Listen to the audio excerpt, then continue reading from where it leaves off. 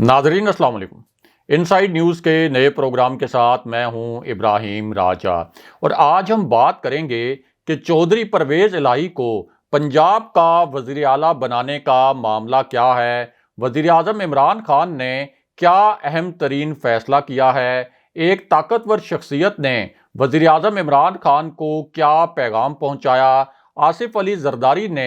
ऐसी क्या हरकत की जिस पर उनका मजाक बन गया और एक फैसला कुन कॉल किसने किसको की। हमारे जिन दोस्तों ने अब तक हमारे चैनल को सब्सक्राइब नहीं किया उनसे हम कहेंगे कि हमारे चैनल को सब्सक्राइब कर लें ताकि उन्हें अहम मालूमात बर वक्त मिलती रहें। अब वापस आते हैं आज के मौजू पर, यानी चौधरी परवेज़ इलाही को वज़ीर आला पंजाब बनाने का मामला क्या है और वज़ीर आज़म इमरान खान ने क्या अहम तरीन फैसला किया। सबसे पहले आपको बताते हैं कि आसिफ अली जरदारी की वो कौन सी तस्वीर है जिस पर उनका मजाक बनकर रह गया। और ये तस्वीर इस वक्त सोशल मीडिया के जो प्लेटफॉर्म्स हैं यानी ट्विटर, इंस्टाग्राम और फेसबुक पर वायरल है। इस तस्वीर को लाखों मर्तबा देखा जा चुका है और सोशल मीडिया पर इस वक्त आसिफ अली जरदारी की ये जो तस्वीर है इस पर मज़ाहिया मीम्स भी बन रहे हैं, बड़े तबसरे किए जा रहे हैं और इस किस्म के तज्जिए किए जा रहे हैं कि वज़ीर आज़म इमरान खान ने शहबाज शरीफ और आसिफ अली जरदारी को कितना मजबूर कर दिया कि उन्हें कहां कहां जाकर अपनी नाक रगड़ना पड़ रही है और किस किस चौखट पर अपना माथा टेकना पड़ रहा है। और ये तस्वीर एक ऐसे वक्त में सामने आई जब आसिफ अली जरदारी ने चौधरी परवेज़ इलाही से दोबारा मुलाकात की, लेकिन दूसरी जानिब उन्हें अपनी सबसे बड़ी नजरियाती हरीफ जमात की चौखट पर पहली मर्तबा जाना पड़ा। यानी एक ऐसी जमात जिसका नाम तक सुनना पीपल्स पार्टी गवारा नहीं करती, जो पीपल्स पार्टी की बहुत ही हरीफ है नजरियाती तौर पर। और एक वोट के लिए आसिफ अली जरदारी को इस जमात के सरबराह के दर पर जाकर सजदा करना पड़ा। वज़ीर आज़म इमरान खान ने इतना मजबूर कर दिया पीपल्स पार्टी को और आसिफ अली जरदारी को कि जमाते इस्लामी जिसका कौमी असम्बली में सिर्फ एक वोट है और पीपल्स पार्टी के साथ जिसका शदीद तरीन इख्तलाफ है, आसिफ अली जरदारी उसी जमाते इस्लामी के अमीर सिराजुल हक से एक वोट की भीख मांगने उनके दर पर पहुंच गए। और ये जो एक रुकन है जमाते इस्लामी का, इसके मुतल्लिक आपको बताएं कि ये ना तो अपोजिशन का साथ देता है कौमी असम्बली में, ना ये हुकूमत का साथ देता है। सेनेट में जो हफीज़ शेख और यूसुफ रज़ा गिलानी का मार्का हुआ था कौमी असम्बली से, उसमें भी जमात इस्लामी का ये जो वोट है ना अपोजिशन के हक़ में पड़ा था ना ये वोट हुकूमत के हक़ में पड़ा था। और जब प्राइम मिनिस्टर इमरान खान ने एतमाद का वोट लिया था उस वक्त भी जमात इस्लामी का ये वोट गैर जानिबदार रहा था। लेकिन अब चूंकि नंबर गेम पूरी करने में बड़ी मुश्किलात का सामना था अपोजिशन को, इसलिए आसिफ अली जरदारी खुद सिराजुल हक की चौखट पर पहुंचे, उनकी मिन्नत समाजत की कि आपका ये जो एक वोट है ये तहरीक अदम एतमाद के हक में पड़ जाए तो हमें बड़ा फ़ायदा हो जाएगा। लेकिन हुआ क्या? हुआ ये कि इतनी मिन्नतें, इतने तरले करने के बावजूद सिराजुल हक साहब ने तहरीक अदम एतमाद की हमायत की यकीन दहानी नहीं करवाई। अलबत्ता इसी मुलाकात के मुतल्लिक जो तस्वीर जारी हुई उस पर आसिफ अली जरदारी का मजाक ज़रूर बन गया। बहरहाल अब बात करते हैं कि चौधरी परवेज़ इलाही को वज़ीर आला पंजाब बनाने का मामला क्या है और एक ताकतवर शख्सियत ने तहरीक अदम एतमाद के मुतल्लिक क्या 3 बड़े इंकशाफात किए हैं। अब ये एक ऐसी शख्सियत है जिसको सबसे बड़ा टास्क दिया गया था। ये शख्सियत बराह रास्त पाकिस्तान के जो फैसला साज हल्के हैं, पाकिस्तान के जो ताकतवर हल्के हैं जिनको इस्टेब्लिशमेंट भी कहते हैं, और अगर बहुत आम अल्फाज में हम आपको समझाएं तो फौज के इंतहाई करीब है। और इस शख्सियत ने तहरीक अदम एतमाद के मामले पर इंटेलिजेंस इंफॉर्मेशन इकट्ठी करने का एक पूरा नेटवर्क बिछाया था, एक जाल बिछाया था, क्योंकि इस शख्सियत को ये टास्क दिया गया था। और अब इस शख्सियत के हाथ इंटेलिजेंस मालूमात की सूरत में 3 धमाकाखेज नुकात आए हैं। इस शख्सियत ने एक इंकशाफ तो ये किया کہ تحریک انصاف کے 4 مزید ارکان کے اوپر ہاتھ ڈالا گیا اپوزیشن کی جانب سے، اور ان ارکان کا تعلق جنوبی پنجاب سے بتایا گیا۔ ان چاروں ارکان کے نام اس شخصیت کے پاس آ چکے ہیں۔ ان چاروں ارکان سے نون لیگ نے رابطہ کیا، اور یہ چاروں ارکان ایسے ہیں جن کا ایک ہی سیاسی گروپ سے تعلق ہے۔ اب ان 4 ارکان کو 8 کروڑ روپے فی کس آفر کی گئی۔ ساتھ ہی یہ بھی کہا گیا کہ آپ لوگ چونکہ ایک ہی گروپ سے تعلق رکھتے ہیں، آپ کا ایک ہی پولیٹیکل گروپ ہے، تو آپ خود فیصلہ کر لیں آپس میں مشاورت کے ذریعے کہ ہم آپ چاروں کو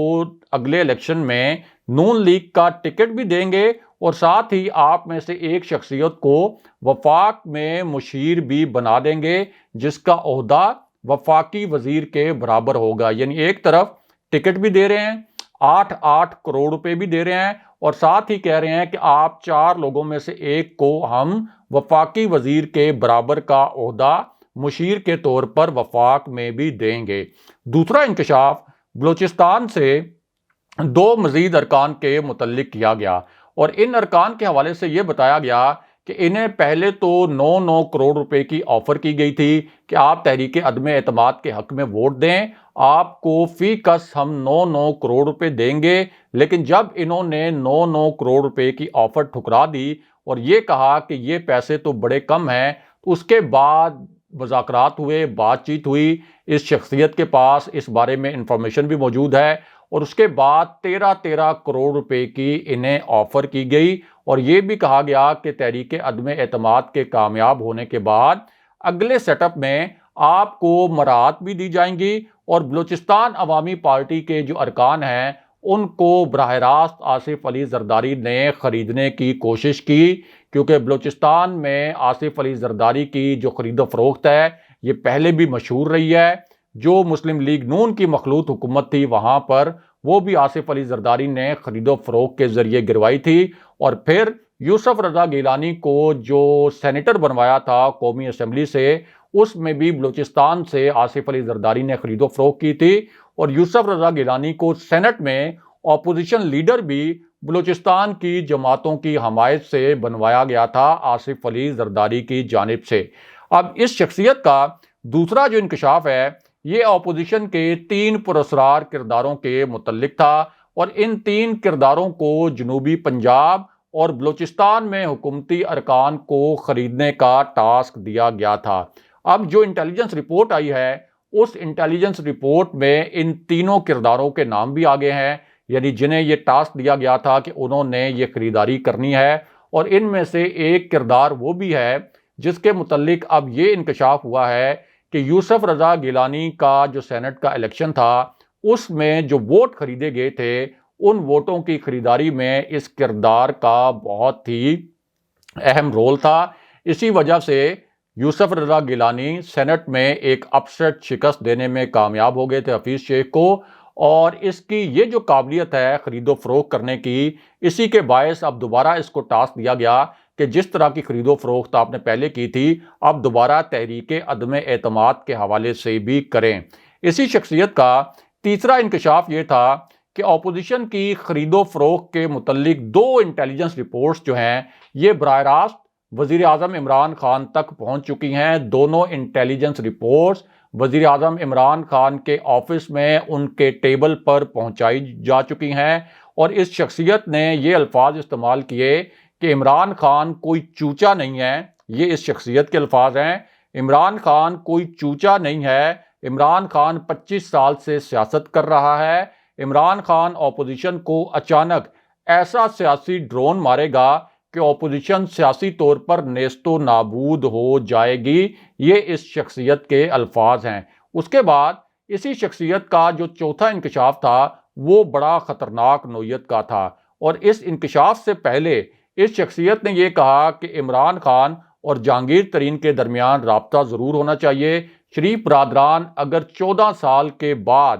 چودھری برادران کے گھر یعنی چودھری پرویز الہی اور چودھری شجاعت حسین کے گھر جا کر ان کے منت ترلے کر سکتے ہیں، ان سے ووٹوں کی بھیک مانگ سکتے ہیں، جو یہاں تو جہانگیر ترین وزیر اعظم عمران خان کے دوست ہیں، जहांगीर तरीन प्राइम मिनिस्टर इमरान खान से मुलाकात के ख्वाहिशमंद भी हैं। दोनों ने कभी भी एक दूसरे के खिलाफ बात नहीं की, कभी जहांगीर तरीन ने प्राइम मिनिस्टर को नुकसान पहुंचाने की कोशिश नहीं की। और अब चूंकि वो प्राइम मिनिस्टर से मुलाकात के ख्वाहिशमंद भी हैं, तो ये मुलाकात भी ज़रूरी होनी चाहिए, ये इस शख्सियत का कहना था। लेकिन जो सबसे ख़तरनाक इंकशाफ किया इस शख्सियत ने, वो बहुत अहमियत का हामिल है, क्योंकि ये शख्सियत फ़ौज के बहुत करीब है। और आप ये कह सकते हैं कि फ़ौज की पॉलिसी, फ़ौज का नुक्ता नज़र और फ़ौज की जो सोच है वो इस शख्सियत के बयान में झलकती है। तो इस शख्सियत का कहना था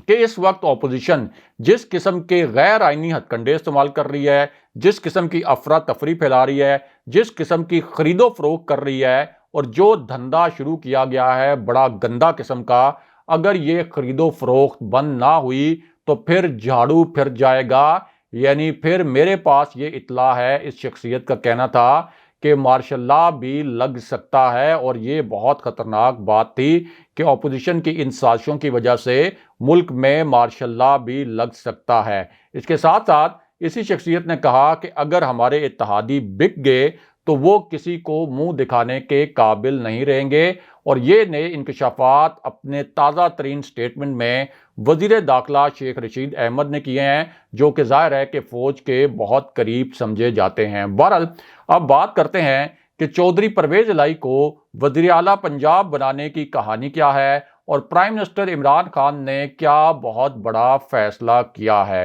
तो मामला ये है कि आसिफ अली जरदारी और चौधरी परवेज़ इलाही की जो ताज़ा तरीन मुलाकात हुई, इस नई मुलाकात के मुतल्लिक दो नए और दो बड़े इंकशाफात हुए हैं। क्योंकि ये जो ताज़ा मुलाकात थी, इसका एजेंडा पहले खुफिया रखा गया था, इसका एजेंडा पहले मंजर आम पर नहीं लाया गया था। लेकिन अब इस मुलाकात के मुतल्लिक एक बहुत बड़ा और एक हैरान कुन दावा किया गया है। पहले आपको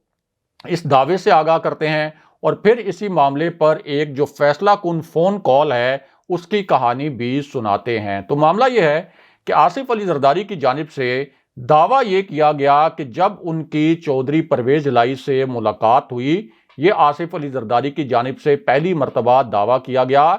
तो उस वक्त चौधरी बरादरान ने आसिफ अली जरदारी के सामने पहली मरतबा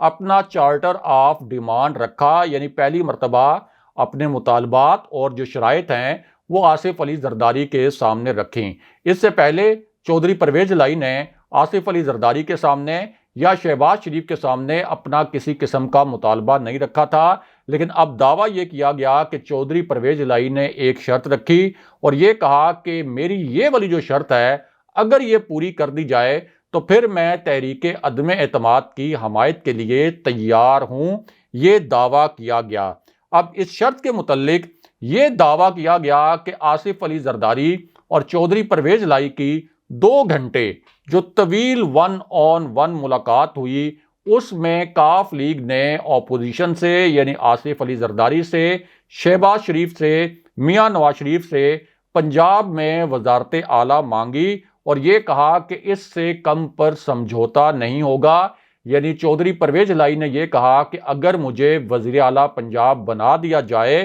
तो फिर मेरी जमात ना सिर्फ वफाक में तहरीक अदम एतमाद कामयाब करवाने की ज़मानत देगी, बल्कि इसके साथ साथ हम पंजाब में भी तहरीक अदम एतमाद कामयाब करवा देंगे। काफ लीग के पास इस वक्त पंजाब में 10 नशिस्तें हैं, जबकि कौमी असम्बली में काफ लीग के पास 5 नशिस्तें हैं। और कौमी असम्बली में तहरीक अदम एतमाद कामयाब करवाने के लिए अपोजिशन को हुकूमत के या हुकूमत के इत्तेहादियों के 10 अरकान को तोड़ना ज़रूरी है। उसके बाद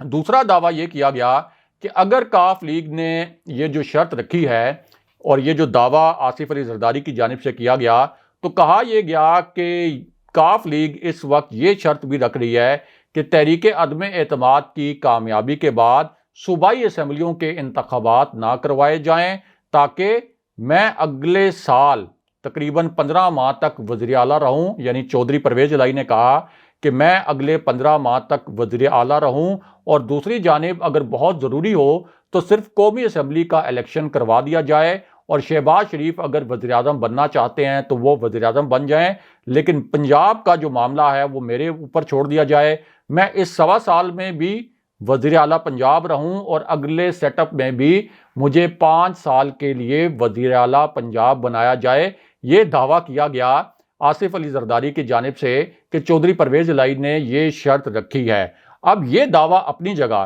لیکن اصل زمینی حقائق کیا ہیں، اور ایک جو فیصلہ کن کال تھی جس سے پتہ چل گیا کہ چودھری پرویز الہی کی اصل پالیسی کیا ہے، اس کے متعلق آپ کو بتاتے ہیں۔ تو معاملہ یہ ہے کہ ایک طرف آصف علی زرداری کی جانب سے یہ دعویٰ کیا گیا کہ چودھری پرویز الہی وزارت اعلیٰ پنجاب کی آفر کے اگینسٹ تحریک عدم اعتماد کی حمایت کرنے کے لیے تیار ہیں، تو ظاہر ہے کہ یہ پوری صورتحال حکومت کے لیے بڑی تشویشناک تھی۔ اس دعوے پر حکومت کا بڑا کنسرن تھا، حکومت نے اپنی جوابی حکمت عملی بھی تیار کرنی تھی، اور اگر حکومت کا سب سے اہم اتحادی یعنی کاف لیگ تحریک عدم اعتماد کی سپورٹ کرتا تو پھر ظاہر ہے کہ ایم کیو ایم نے بھی اس تحریک عدم اعتماد کی سپورٹ کر دینی تھی، جی ڈی اے جس کے پاس 3 نشستیں ہیں اس نے بھی سپورٹ کر دینی تھی، اور یوں ایک دوسرے کی دیکھا دیکھی یہ تمام اتحادی تحریک عدم اعتماد کی سپورٹ کرنے شروع ہو جاتے۔ تو اس لیے حکومت نے کیا کیا؟